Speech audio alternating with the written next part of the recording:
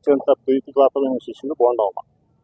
బోండవమ్మ ఏమన్నాడు, మా వాళ్ళే కొట్టారు గులకరాయితో.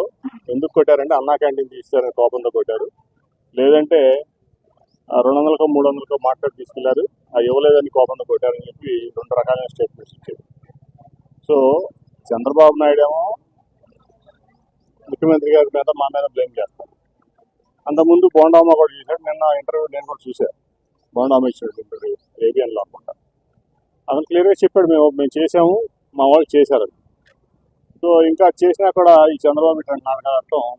అతను ఆల్రెడీ 14 ఏళ్ళు ముఖ్యమంత్రి చేశాడు, 45 ఏళ్ళు ఇండస్ట్రీ అంటాడు, కానీ లేక బుద్ధులు పోనించుకోడు చంద్రబాబు నాయుడు. ఇటువంటి పనులు, ప్రజల్ని నచ్చగొట్టే మాటలు చేయటం చంద్రబాబుకి అలవాటు.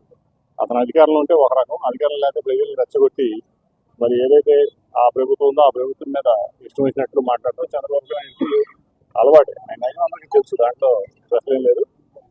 దాంట్లో కంపల్సరీ అది బోండవమ్మ కన్సర్న్లో జరిగిందనుకున్నా ఎటువంటి సందేహం లేదు. Please subscribe Dot News.